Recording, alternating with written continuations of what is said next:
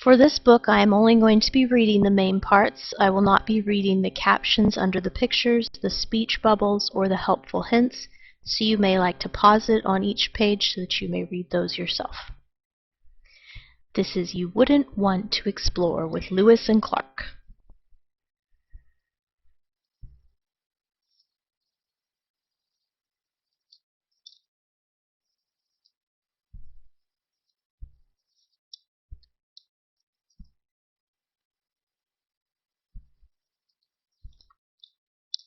It's 1803, and Thomas Jefferson, the third President of the United States, has commissioned an expedition to find a route across North America from the Atlantic to the Pacific through the territory known as the Louisiana Purchase.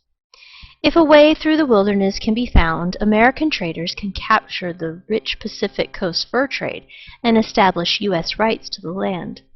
Then the American nation can expand across the whole continent. This is President Jefferson's dream. Most members of the expedition are soldiers in the U.S. Army, and you are one of them. What hardships await you on your epic journey?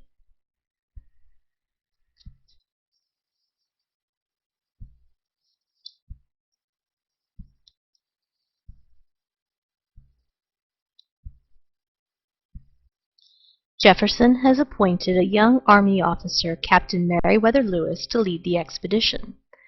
Lewis's first task is to follow the Missouri River and discover its source in the Rocky Mountains. Few Europeans have seen the Rockies. The Native Americans have lived there for centuries. Beyond the mountains is the Columbia River. Lewis must find its source and travel down it to the Pacific Ocean.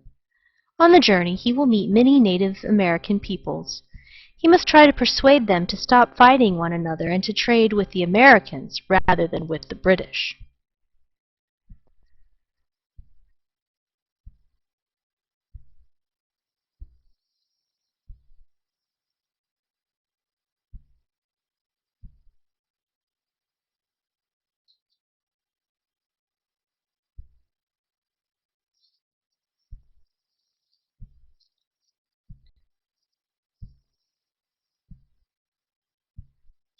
Lewis sails down the Ohio River to meet Clark. The two captains, with a crew of about 15, then set off in two small pirogues, open boats, and a large keel boat, a river barge. They reached the Mississippi in November 1803, but they are running late because the keel boat was finished later than planned. They cannot continue up the Missouri River because it freezes in winter. So the team has to spend the winter camped near St. Louis. Here they train for life in the wilderness. The keelboat is awkward to handle, so the captains take on more crew members. That means buying more supplies and weapons, too.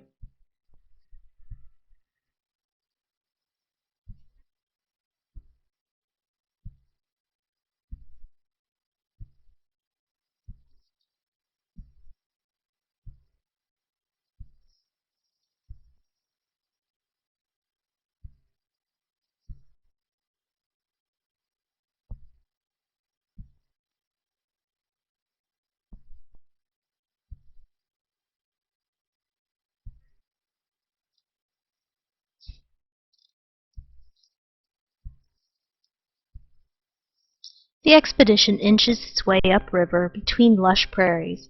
It travels about 20 miles on a good day, but much less when strong currents prevent rowing and the team has to struggle with tow lines along the river banks. By August, you are entering a vast grassland, present-day South Dakota, home to many Plains Indian cultures. Here the captains get their first chance to deliver the president's peace message. It gets a mixed welcome, especially from the Sioux, who resent white traders.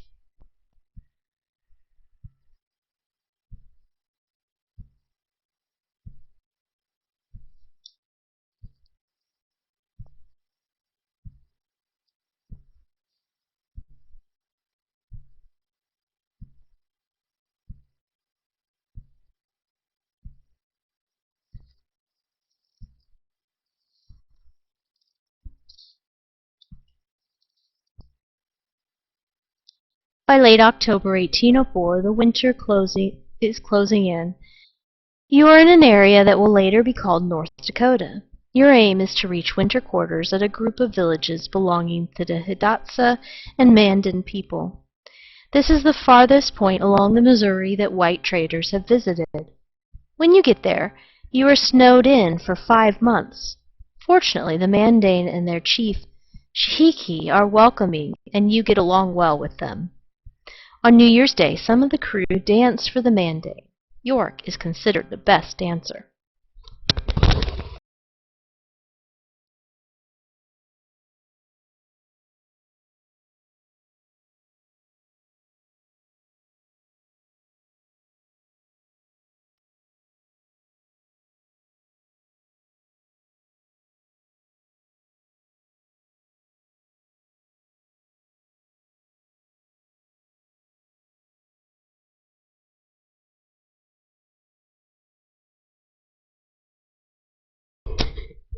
The team, now 30 men, plus a mother and baby, set off in 2 pirogues and 6 dugout canoes. Here the plains are home to wolves and grizzly bears. The river runs under cliffs that come right to the water's edge. Headwinds batter the boats. As you help to tow them through the rocky shallows, your back is burned by the sun, your legs numbed by the icy water. On June 13, 1805, you reach the Great Falls of the Missouri. Not the one waterfall that the Hidatsa described, but a series of 5 stretching for more than 12 miles. The boats have to be transported overland in blistering heat.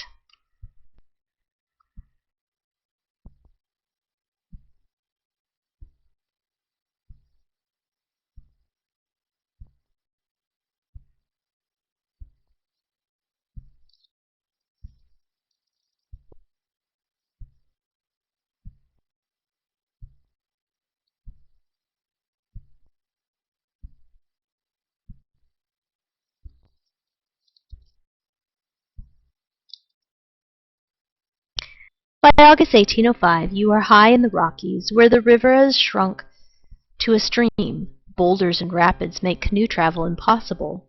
The plan is to cross the summit on horseback and make new canoes on the other side. But first you have to find horses. Hidatsa have told you that the local Shoshone have horses for sale, but there are no Shoshone anywhere. If you can't get across the Rockies before it snows, you'll be in serious trouble.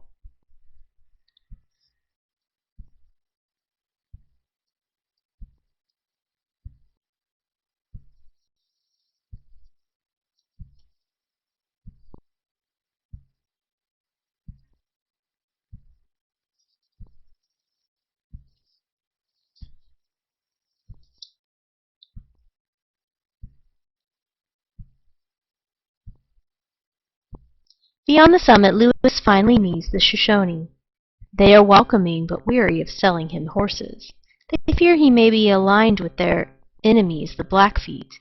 But the Shoshone chief, Kamawait, agrees to come and meet the other members of the expedition, if only to prove that he's not a coward. His trust is rewarded. Among the strangers, he finds his long-lost sister, Sacagawea.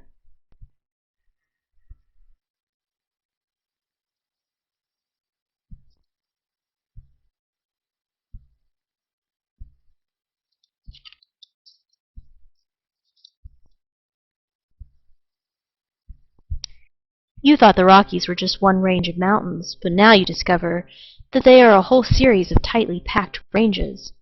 Your guide, you call him Old Toby, leads you along narrow ridges and down steep slopes. Horses and men struggle constantly to keep their footing. In some places there is no trail, and even Toby gets slightly lost. He tells you that if you had taken a different route from the Great Falls in the first place, you could have completed the journey in 5 days instead of 51. Your supplies are almost exhausted when at last you find a Nez Perce village. Its people lead you to the westward flowing Clearwater River.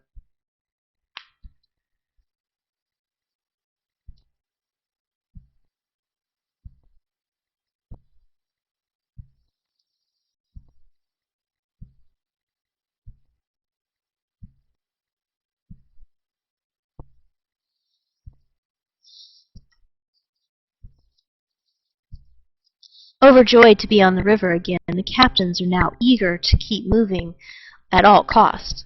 The Clearwater is a swift-flowing mountain river full of rapids that you shoot recklessly. The canoes are then swept into the powerful Snake River, which flows west through deep canyons. On October 18, you finally enter the Columbia River. The local Chinook people look on in amazement as you shoot the fearsome rapids. At last, the end of your journey is in sight. Your triumphant team of explorers is approaching the Pacific Ocean.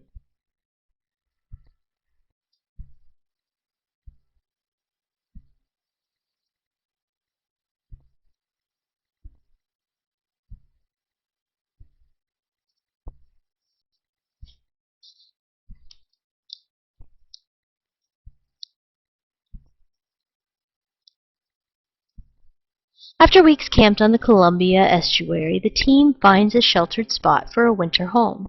You name it Fort Clatsop, after a local Native American people. The Clatsop are welcoming and willing to sell food, but you have very few goods left to trade with them. You had hoped to find an American ship that could take you home, or a trading post where you could buy goods on credit.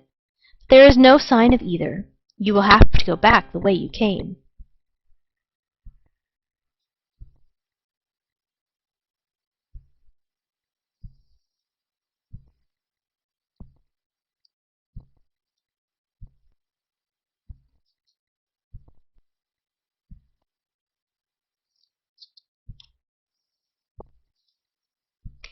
By May 1806, you have collected the horses that you left with the Nez Perce, and you have headed back into the mountains.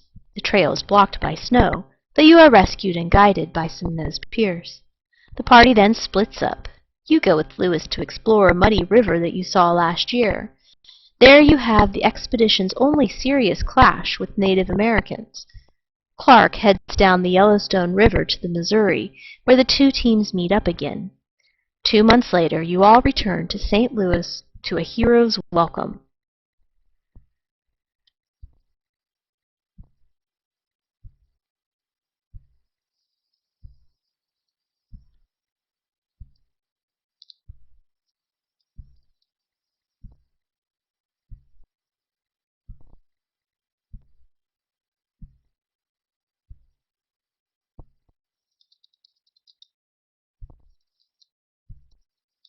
With your help, Lewis and Clark have achieved almost everything that President Jefferson hoped for. They have mapped the way to the Pacific and made many new scientific discoveries. Unfortunately, the route is far more difficult than Jefferson had imagined.